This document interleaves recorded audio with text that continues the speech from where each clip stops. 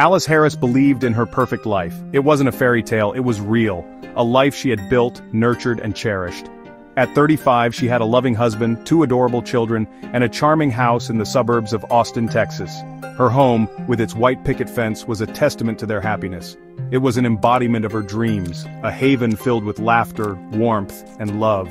Alice had poured her heart into creating this picture-perfect life, and she reveled in its every detail.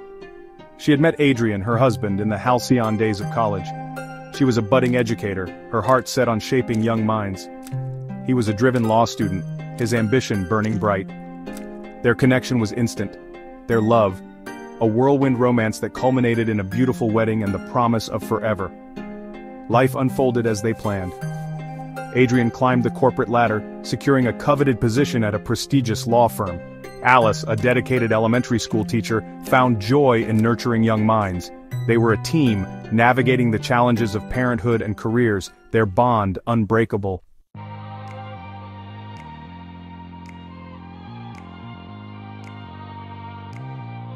Alice and Adrian were the envy of their suburban neighborhood. Their life was a tapestry woven with love, laughter, and shared dreams. Adrian, though consumed by his demanding career, always made time for his family. He was the father who read bedtime stories, his voice soothing his children to sleep. He was the husband who surprised Alice with weekend getaways, their laughter echoing across the serene waters of Lake Travis from their small boat. Their evenings were filled with the simple joys of family. Movie nights, board games, and animated conversations filled their living room with warmth. Alice cherished these moments, her heart overflowing with love for her family. Weekends were for creating memories. Trips to the park, family picnics, and visits to the zoo filled their days with laughter and adventure. Alice documented every moment, her camera capturing the essence of their happiness.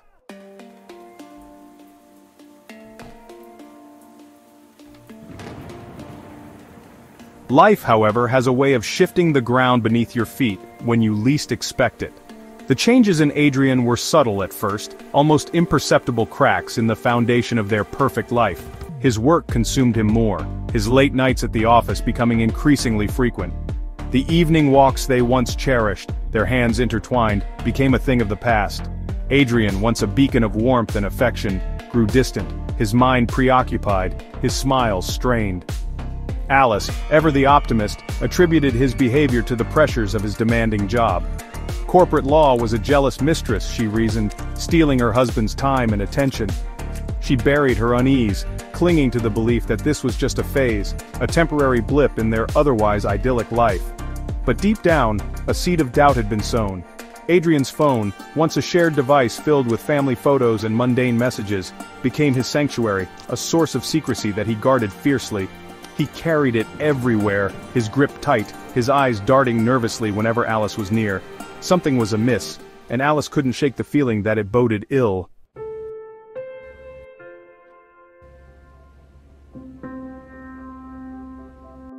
Alice tried to ignore the whispers of doubt that gnawed at her. She told herself that Adrian's withdrawal was temporary, a byproduct of the relentless pressure he faced at work. She focused on maintaining a semblance of normalcy, for the children's sake if not for her own. She threw herself into her work, finding solace in the innocent enthusiasm of her students. Their laughter and thirst for knowledge were a balm to her troubled soul. At home she created a haven of warmth and love, her every action a testament to her unwavering commitment to her family. She organized family movie nights, carefully selecting films that would transport them to worlds far removed from the growing tension in their own home.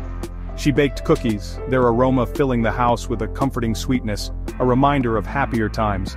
But even as she played the role of the dutiful wife and loving mother, the fear lingered, a dark cloud hovering over her carefully constructed world.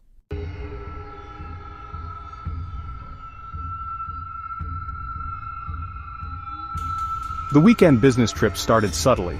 At first they were infrequent, a necessary evil, Adrian claimed, to secure a lucrative deal or attend an important conference. Alice, though disappointed, tried to be understanding. After all, Adrian's career was important and she knew sacrifices had to be made. But as the trips became more frequent, her unease grew. Adrian's explanations became vague, his demeanor evasive. He would deflect her questions, his voice tight, his eyes avoiding hers. He was a man living a lie, and the weight of his deception was etched on his face.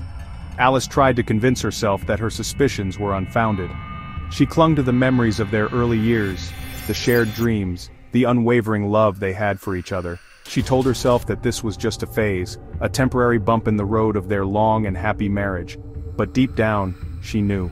Something was terribly wrong. The man she loved, the man who had vowed to spend his life with her, was keeping secrets, and the truth, she feared, would shatter her world.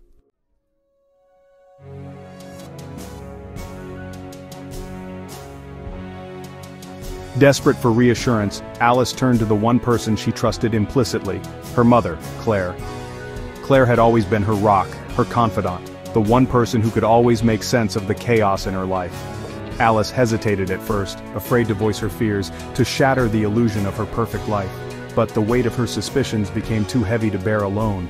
One evening, as they sipped tea in Alice's cozy kitchen, the words tumbled out, a torrent of fear, confusion, and hurt. Alice described Adrian's strange behavior, his growing distance, the suspicious trips, the secrets he seemed to be hiding. Claire listened patiently, her brow furrowed, her eyes filled with concern. She knew her daughter well, knew that beneath her cheerful exterior beat the heart of a sensitive and deeply loving woman. She had always admired Alice's unwavering faith in her marriage, her ability to see the good in everyone. But as Alice spoke, Claire felt a chill run down her spine. She had seen a change in Adrian too, a shift in his demeanor, a flicker of something unreadable in his eyes. She dismissed it at first, attributing it to the pressures of his job, the weight of responsibility he carried on his shoulders. But now, as she listened to her daughter's fears, a seed of doubt took root in her own mind.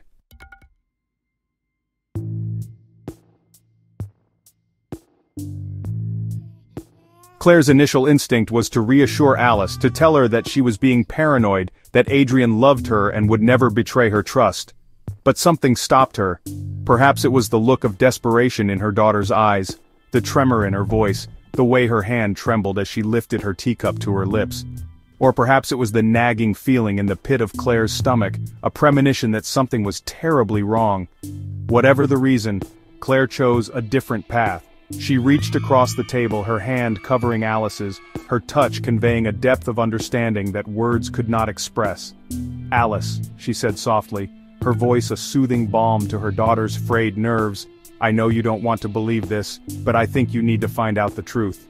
I know it will be difficult, but you're a strong woman, and you deserve to know what's going on."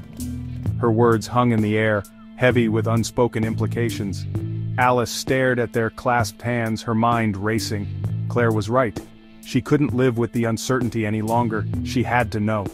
And so, with a heart filled with trepidation and a newfound resolve, Alice embarked on a journey that would lead her to a truth more devastating than she could have ever imagined.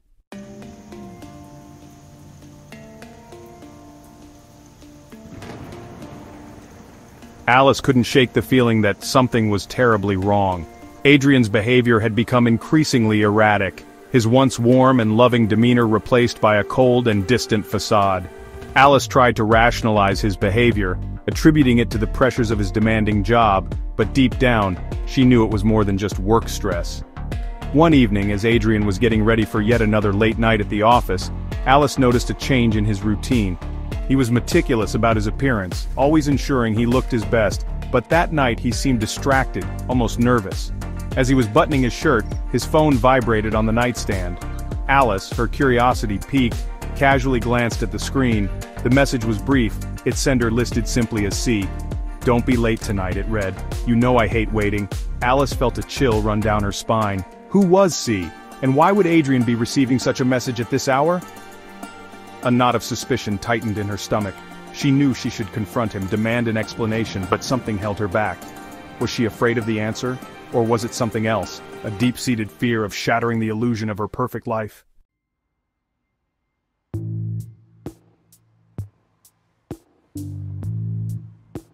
Days turned into weeks, and the strange messages continued. Alice, unable to contain her growing anxiety, confided in her best friend Sarah.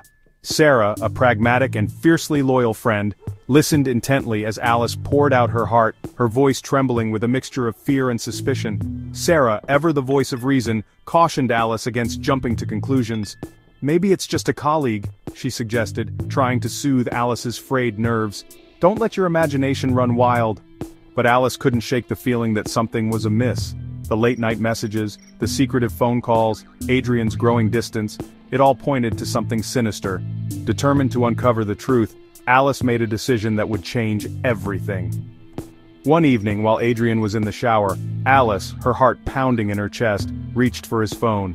Her fingers trembled as she entered his password, a mixture of guilt and trepidation washing over her. As the phone unlocked, Alice's worst fears were confirmed.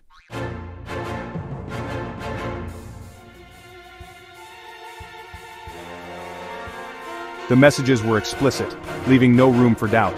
Adrian was having an affair. Alice, her world crashing down around her, felt a surge of anger, betrayal, and a profound sense of loss. How could he do this to her, to their family? The man she had loved, the man she had built a life with, was a stranger, his deception cutting her to the core. As Adrian emerged from the shower, a towel slung low around his hips, Alice confronted him, her voice trembling with a mixture of rage and heartbreak. "Who is she?" Alice demanded, her voice barely a whisper. Adrian, caught off guard, froze, his face paling as the realization of what he had done washed over him. He had been so careful, so meticulous in covering his tracks, but somehow, Alice had found out. "What are you talking about?" he stammered, his voice laced with guilt and desperation. "Don't lie to me!" Alice shot back, her voice laced with venom. "I know about the messages, the calls, the lies. Who is she, Adrian?"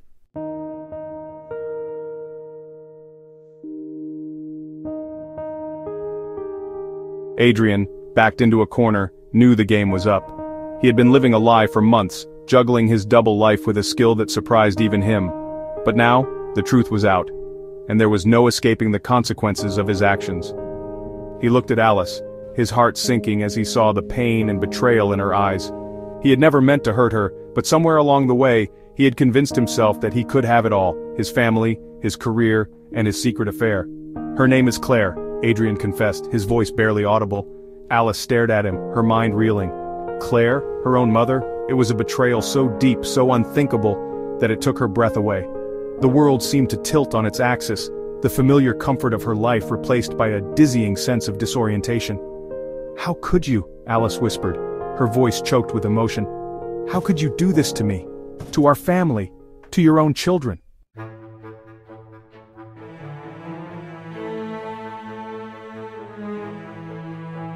Adrian, desperate to salvage what he could of his shattered life, tried to explain.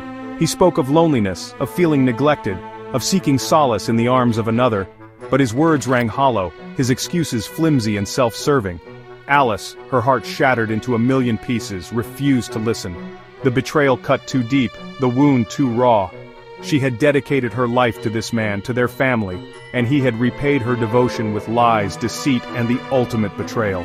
As the weight of his actions crashed down on him, Adrian made a desperate plea for forgiveness. He begged Alice for another chance, promising to end the affair, to seek counseling, to do whatever it took to make things right. But it was too late. The damage was done. Alice, her world shattered, walked away, leaving Adrian standing alone in the wreckage of their broken dreams. She needed time to process the enormity of his betrayal, to figure out how to move forward with her life. But one thing was certain, their marriage, once a symbol of love and commitment, was over.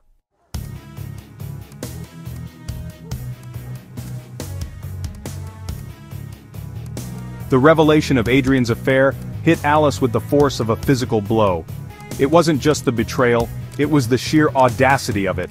Her own husband, the father of her children, was involved with her mother. The woman who was supposed to be her confidant, her protector, had stabbed her in the back. Alice felt a surge of nausea, a wave of dizziness washing over her. She stumbled back, her hand instinctively reaching for the kitchen counter to steady herself. The room spun, the familiar objects blurring at the edges as if she were peering through a kaleidoscope. How could they do this to her? How could they betray her trust so completely, so cruelly? The question swirled in her mind, a chaotic symphony of disbelief and rage. She felt a scream building in her chest, a primal howl of pain and anguish, but the scream died in her throat, choked by the sheer magnitude of her despair. She was drowning in a sea of betrayal, the waves of hurt and anger pulling her under.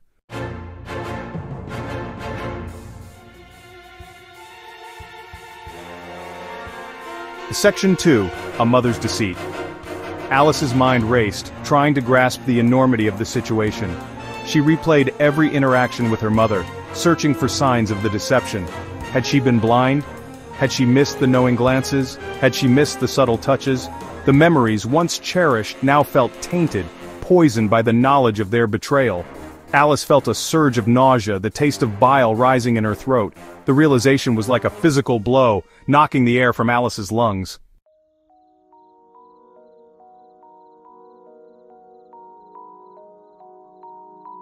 Section 3. The Confrontation. Alice knew she couldn't stay silent. She picked up her phone, her fingers trembling as she dialed her mother's number. The phone rang twice before Claire answered, her voice cheerful, oblivious to the storm that was about to erupt. "How dare you ask me that after what you've done?" Alice spat, her voice trembling with barely suppressed rage. "Don't play dumb with me," Alice hissed. "I know about you and Adrian." The silence on the other end of the line was deafening.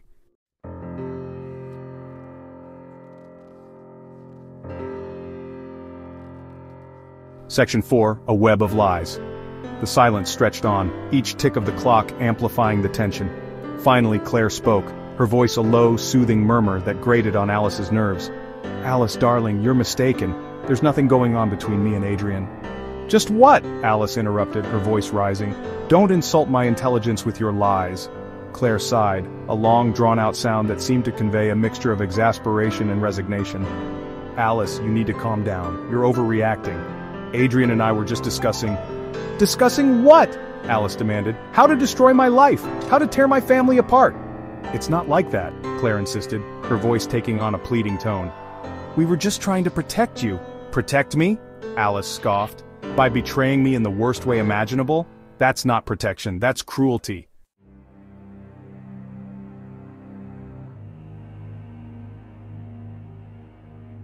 Alice's mind raced, trying to make sense of the chaos. How could her mother, the one person she had always trusted implicitly, betray her like this? And how could Adrian, the man who had vowed to love and cherish her, be a part of this deception? "How could you?" Alice whispered, her voice choked with emotion. "How could you do this to me? To our family?" Claire's voice softened, taking on a conspiratorial tone that sent chills down Alice's spine. "Alice, darling, you have to understand it's not what it seems." "Just what?" Alice demanded, her voice rising again. "Don't you dare try to justify this. There's no justification for what you've done." Claire sighed again, her voice taking on a resigned tone. "Alice, I know you're angry and you have every right to be, but you need to listen to me. What we did for you. For me?" Alice scoffed. "How could betraying me possibly be for my benefit?" "Because, darling," Claire said, her voice dropping to a whisper, "Adrian and I, we both love you very much, and we couldn't bear to see you hurt."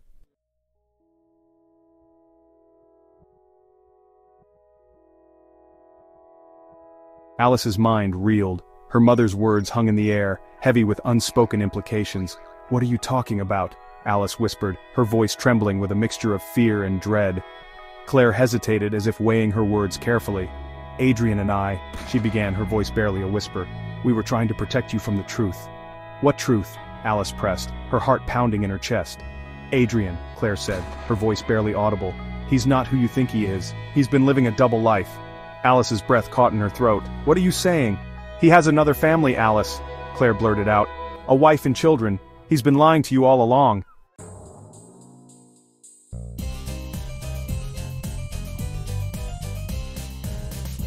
Alice felt a wave of nausea wash over her, the room spinning as if she were on a ship caught in a storm. It was too much to process, too much to comprehend. Adrian, her Adrian, with another family? A secret life hidden beneath the surface of their seemingly perfect marriage? How? She choked out, her voice barely a whisper. Claire sighed, a long, weary sound. "He met her years ago, before you even knew him. They fell in love, got married, had children. But then, when he met you, he couldn't choose," Claire finished lamely. "He didn't want to hurt either of you, so he kept them both."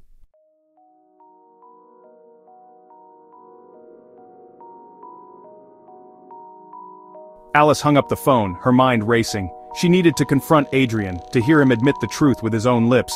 She stormed into the living room where he sat reading a book, his face the picture of serenity. "How could you?" she spat, her voice shaking with rage. Adrian looked up, his brow furrowed in confusion. "How could I what?" "Don't play dumb with me," Alice hissed. "I know about her, about them, your other family." The color drained from Adrian's face as the realization dawned on him. His secret was out.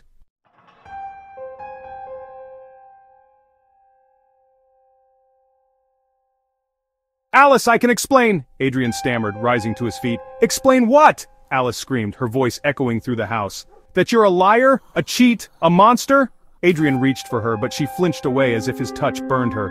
"Alice, please," he pleaded, his voice laced with desperation. "Let me explain. It's not that simple. Not that simple." Alice laughed, a humorless, brittle sound. "You're living a double life, Adrian. You have two families. How can that not be simple?" Adrian ran a hand through his hair, his face etched with despair. "It was a different time," he said, his voice low. "I was young, foolish. I made a mistake." "A mistake?" Alice repeated, her voice thick with disgust. "And what about me? What about our children? Were we just another one of your mistakes?" Adrian shook his head vehemently. "No, never," he insisted. "I love you, Alice. I love our children.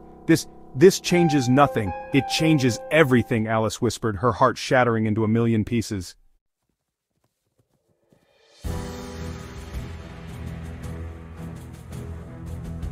She turned to leave, but Adrian grabbed her arm, his grip tight. "Alice, please," he begged. "Don't do this. Don't throw away everything we have."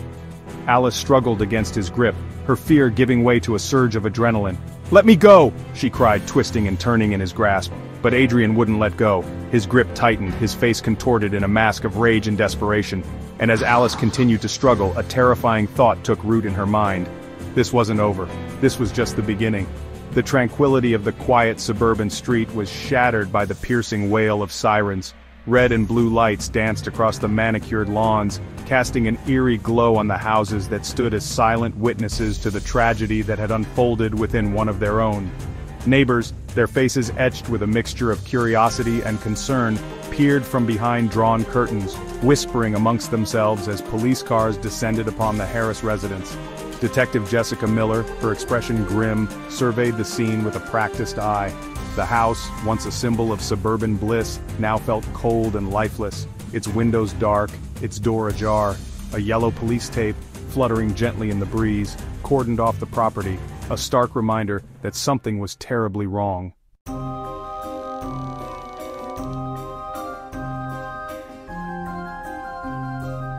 As she stepped inside, the air hung heavy with a silence that was more unnerving than any scream. The house was immaculate, its furniture perfectly arranged, its surfaces free of clutter. It was the home of a family that valued order, that took pride in their surroundings. But beneath the veneer of normalcy, Detective Miller sensed an undercurrent of something darker, a secret that clung to the walls like a malevolent spirit. She made her way through the house, her eyes scanning every detail, her mind working overtime to piece together the puzzle of what had transpired within those walls. The living room, with its plush sofas and family portraits, offered no clues, its normalcy at odds with the gravity of the situation. The investigation into Alice Harris's death was a meticulous process, a slow and deliberate unraveling of the truth that lay buried beneath layers of secrets and lies. Detective Miller, a seasoned investigator with a reputation for her tenacity and sharp instincts, approached the case with a methodical precision that belied the emotional turmoil that churned within her.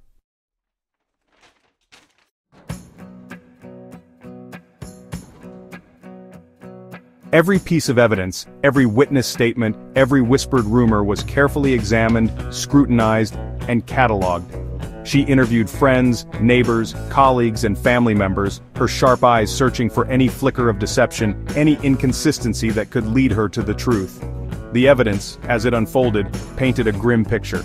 Alice's phone records revealed a series of frantic calls and messages in the hours leading up to her death, most of them to her mother and her best friend.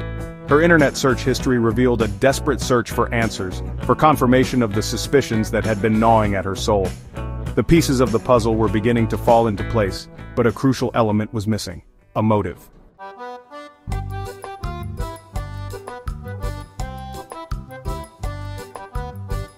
Section 3.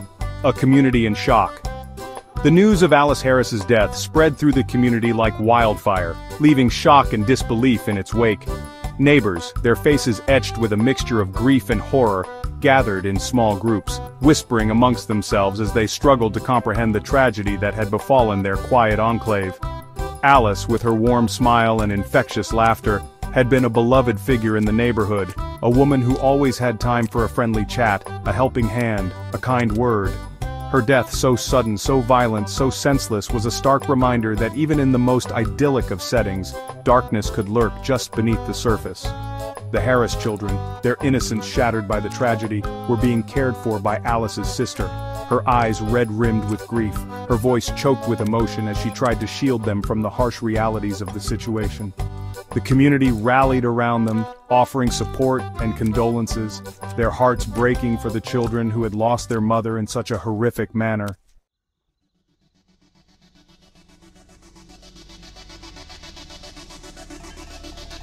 Section 1. The Price of Justice. The trial of Adrian Harris was a somber affair, a stark reminder of the fragility of life and the devastating consequences of unchecked deceit. The courtroom, usually a stage for legal maneuvering and rhetorical flourishes, was heavy with the weight of the tragedy that had brought them together. Alice's family and friends, their faces etched with grief and a quiet dignity, filled one side of the gallery, their presence a silent testament to the depth of their loss. Adrian, his face pale and drawn, sat at the defense table, his eyes downcast, his demeanor a study in remorse and resignation. The evidence against Adrian was overwhelming, a damning indictment of his actions.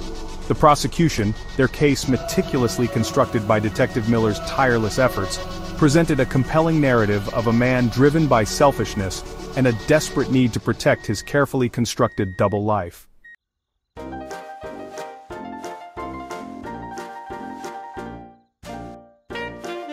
Section 2. The Unanswered Questions. Adrian Harris was sentenced to 55 years in prison, a sentence that would ensure he would spend the rest of his days behind bars, haunted by the consequences of his actions. Justice, it seemed, had been served. But for Alice's family and friends, the wounds cut deep, the scars of his betrayal a constant reminder of their loss. Their grief was a living thing, a heavy cloak that they carried with them always. The questions lingered, unanswered, and unanswerable. Why had Adrian done it? How could he have lived a lie for so long, his heart seemingly untouched by the pain he was inflicting on those who loved him most? The tragedy had cast a long shadow over their lives, a darkness that threatened to consume them.